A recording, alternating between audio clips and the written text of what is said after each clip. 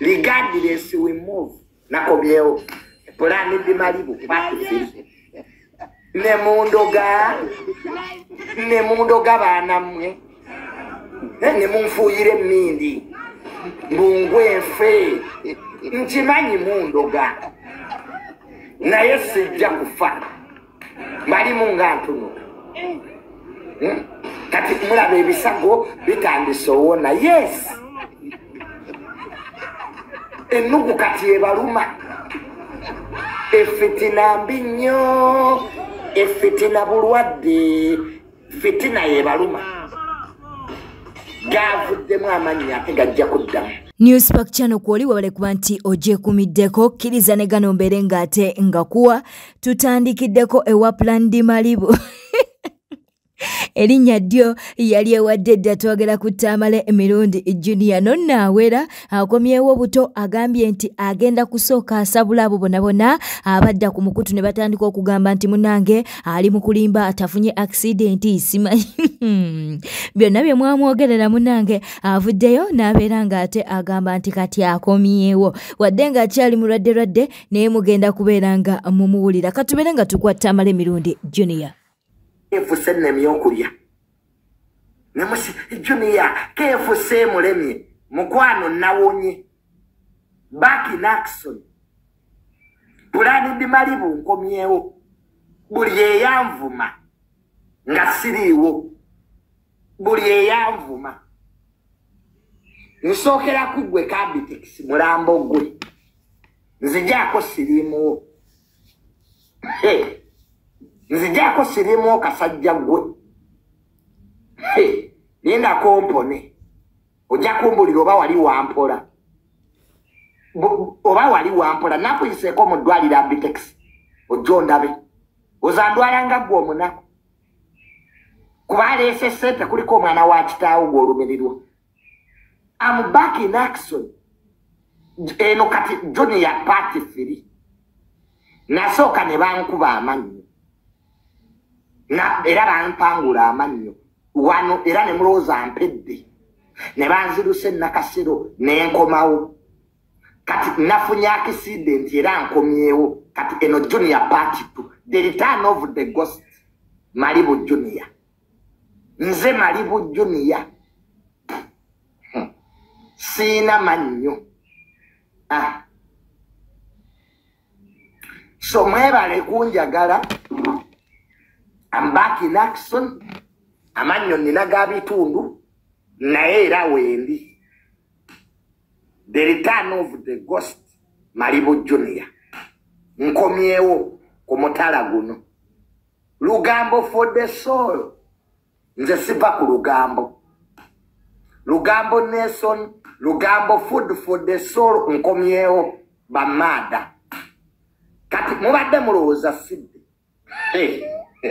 Nze malaga fabwentyo. Firimu sitafa. Firimu sitafa. Gwe waleabyeko firimu sitafa. Nze firimu sita. Ne bwe munandoga. Ne munkolimira. Sijja kufa. I'm back. Naye nga mwebale nnyo kunjagala. Bwe tugendako munange wa Full Figure avuddeyo n'abeera ng'ate alumba Plan D Malibu atwogera ku Tamale emirundi Junior katubeere nga tukwa munange Full Figure simanyi lwaki munange atayagala okutankuula omulwadde nabyo katubikuwe ogenda owumpugu mujja kulya be mutalina kulya temunnaba katandika butandisi ffe tuli bakoowu nze nkyogera sikiruma munze omu ku bakoowu in fact tuli mu documentary ndo oba naddemu okuzannya oba nze nziramu amaziga gaba ne mugazanyiranga mu nti bazanya documentary ne bakuwa musumbalozi ati bugingo nti documentary chicken documentary ndoza kati nawe Plan D Malibu oli mu documentary ensoji wulira nse kuteka wota ina kubeera ate Katonda sasuza busungu ate asasula amaziga g'abantu n'obulumi bw'abantu tebusobola genda bwe buto tosobola gamba muntu ngawe mwemwe bakako gota kwananga kugota kolango kibakuwa ekyokulya nodda ku simu loud speaker nogamba ina mwemwe bakako bakuba ino bulenzi bungi apayo sente nakubira simu nogenda nga wumpuku mwero mwenjererako mukabiza abantu ate nemugenda nga mbazungirako muzunge ne mujja kuwunzika nga muzunze nnyo nga mumaliddeyo ddala muntu bwazunga amalayo tegedde ensonga eyo nze yenze the speaking a life sikola kabampane segula sigulwa sisikambula sisikamugwa it's me I'm not you know nze sese mamangu kasa mumpunyirira nsese mamangu batununange ntuyoza matako nze sese mamangu nenyinyala first of all nenyinyala nze sigwirana sigana munsindika gano tebangula ndi wa bei. Subscribing and liking leka obaka bwawo mu comment section atera munange full figure yazemu okuba nti no alumba Amelia Nambala jukira nti no twalabako ku Amelia Nambala n'aka video twakakuwa munange nga ataddeyo ku mukutu ng'ali mu kukaaba amaziga kakati full figure ayina ekibuuzo nga kigenda wa Amelia Nambala katubere nga nabyo tubikuwa. Njagala buli muntu ayina akutuseeko video eno wali okaabira ki wakera ku matane weekabya ne we recording wali okaabira ki osobola kunyonyola ensi wali okaabira ki lwaki mu pretendinga lwaki oloza nti ogenda kusomesa abantu bonna oliko madde okwegula n'okukaka embeera ogenda kusanyusa ani olekaani oli twini nti wajja ne mulongo muno olaba n'abalongo bawakonera ku nsi bawukananga matako oyagala kusanyusa ani nani oyagala kakasaki ensoji kakasaki mukama akusaasire mukazi gwe anyway Donny Chris lekerawo okugenda buli wamu yolese bbeeyi yo muntu wa bbeeyi tazungazunga buli wamu waatyo buli kakirabu buli katoyina bagulawo wana buli wamu no eyo si klasi yo ojja kunywa obuti obutali bubwo omuntu wozunga ennyo oli ebitali bibyo byaba bategekedde omulala FMB blocking tewali nsonga lwaki owumpuguma you have your money ogenda mu kifo ne bakusabiriza. Subscribing and liking atereka obaka bwawo mu comment section twagala tubene nga tugendako ate ewa Fred Lumbuye avuddeyo munange n'akudaalira bazadde ba Martha jukira nti Martha yafa oyo omukyalo b'omuwala eyafiira munange mu bbaala erimu ng'ate bagamba nti bamuwa obutuwa oba bayina bye bamutwera mu byokunywa ebyamuleetera okuba nti n'omunange ava mu bulamu obw'ensi eno kaakati nno Fred Lumbuye talina bigambo birungi eri bazadde b'omwana ono katubikuwe.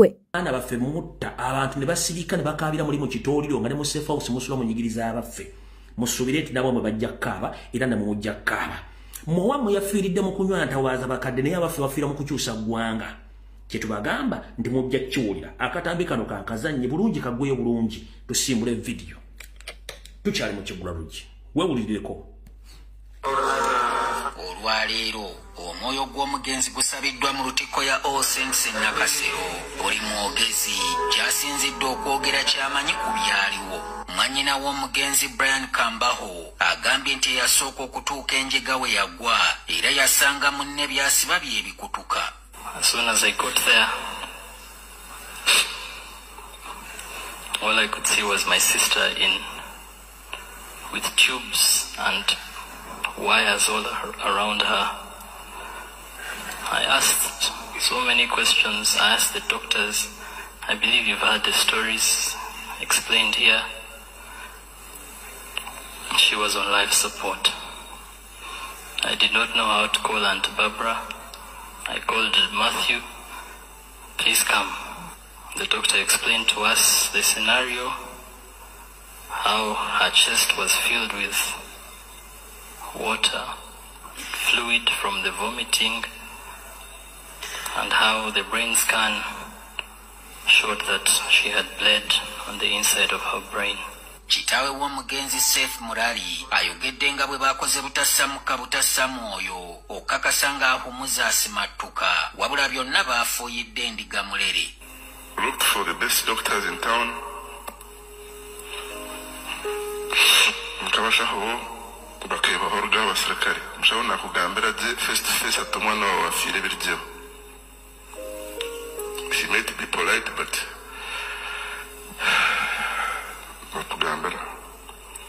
I still didn't want to believe that. Ono alayidde nga bw'atagenda kuwummula okutuusa ng'ategedde ekyasse muwala we n'ani eyakibadde emabega. I can assure the public and relatives But we shall get to the bottom of this. No matter what cost, we shall get to the bottom of this. Nyina w'omugenzi Barbara Murali agamba nti muwala wa mugenzeeko mu kaseera nga bingi byatatuukiriza ng'omwana we bwe baakeera ku nkya ne bayiwamu omusimbi omungi asome. Ebyo ndio bikunyita ebyalikubampana ninjire byona byampura omusinjire tene kinareeba kyango nareeba ka graduation konka yampura omusinga kushuba kandetera mushaija yati yazara nakana. Ekituufu ekyaviiriddeko ahumuza okufa tekinnamanyika wabula nga poliisi ennwe zonna ezisimbye ku kyabutwa naye nga n'ekinaamala eggobe mu kibya ejja kuba alipoota y'abasawo abeekebezza omulambo gw'omugenzi. Ahumuza wakuzikibwa e Nyarubanga mu disitulikiti y'Embalala olunaku lw'enkya nanti olumbe Lubugo ffenna tulwebisse. Ekituufu kiri nti munnange wadde Electoral Commission yalangirira Nalukoola ku bwa MP bwa Kawempe North munnange ono otannalayira era abanuupu munnange beesitudde ne bagenda ku kitebe ky'Electoral Commission babuuze lwaki omuntu waabwe ate nga gwe baalangirira. Kakati tubadde tuze wano kakasa ekituufu tumitize bamemba b'akakiiko k'ebyokulonda nga bakulembeddwa mwami Byabakama era ne batusuubiza nti ensonga eyo bagiriko ne bagamba nti information bamaze dde ogisindika eri UPPC abakwasaganya ensonga y'ogazetinga oba okuteeka ebintu mu kyapa ky'eggwanga. Kakati bwe tuli awo naye naffe ne tubagamba nti ensonga eno bagitwale ng'enkulu ennyo kubanga ebintu ebireetera bannayuganda okulowooza nti akakiiko tekeetengeredde byebyo engeri gye bayisa aba NRM versus oba bw'ogigeraageranya n'engeri gye bayisa abali ku ludda oluvuganya. Era babuuziza nti kijja kitya nti kibadde kyanguyira abantu oli ogenda kwesanga nga by election ebadde kisolo omuntu n'ava ekisolo n'asobola okugenda wano mu parliament n'alayira mu nnaku 4-5 naye n'osanga ono w'Ekawempe e Kampala kimuzibwalidde nnyo okuva e Kawempe okutuuka mu parliament. So nga bava Soroti bavaawa ne babalayiza mu nnaku 3 mu nnaku 4 n'ebirala bwe bityo gazetting process yabwe negenda mu maaso. Of course ensonga gye batuwadde nti nabo benyamivu ku mivu egyaliwo biki ebyo ne bagamba badde mu nkiiko ez'enjawulo n'ebirala bwe bityo naye ffe ne tubagamba abantu ba Kawempe kye baagala okulaba omubaka waabwe alayira era kyetulindiridde ffenna mwebalinyo. Ebya Nambwayo kw'ossa ne Bina Baby tebinnaggwa wadde nga Nambwayo yavaayo n'alaganga bw'asonye Bina Baby. Bina Baby ye talina bigambo birungi eri Nambwayo. Ono ssaawa yonna munnange abagenda kubeera ng'ate batandika okuwoza mu kooti okusinziira ku Bina Baby ye yagambye nti tayagala kubeera ng'ate bazannyira mu linnya lye. Era ono y'omu munnange avuddeyo n'alumba ne Ketty. Ketty ye yabadde ayagala okuyingira ndowooza mu nsonga zino munnange babeere ng'ate buli omu asonyiwa munne Bina Baby kyakyaganye nabyo katubikuwe in the same room naye wali and then he said you are aloof. Definitely. Why wouldn't she be aloof? She comes breathing at the same air with your daughter, with your daughter. Does it make sense? And then you come or they take camera. Bina yazze banangene twetonda. No, biri mu court, sweetie. So why is she saying she forgave me for what? For what? And so you were for what? Eh? For what you said. For what I said. What is that? What is so that special? The child is not for the guy. But the DNA stuff. What does the father say? Before? And was I the only one who talked about the DNA? Was I the only one, Kasuko? Temunkema nenzanya recording eno. Njajizanya. Ebitu by'abakyala mubimanyi. Katulabe gye binaggwera. Temugenda kulaba wamma. Tubategana fe tunaba. Kasuko ku kino. Tugenda kulaba. Tukajja kitegeera. Dowari. Mpozi yera kwa yera. Wakwasijja kunyuma ekyo nja kugamba off air. Kanso waffe teyatugamba nti kulira obusungu kwafa tugambi twatudde ebyabadde okitegera twogere twogera kwogera kiriwa kubanga nakiza tuletera bingi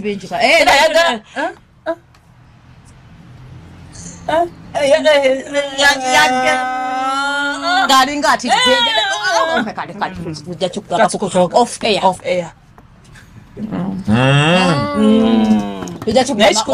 bwete etambudde obadde mulabi mulungi wale kwekumira ku Newspark channel kankusaba obeere ng'osubscribinga olikinga kw'osa n'okuleka obubaka bwawo mu comment section. Weera bulungi weeraba.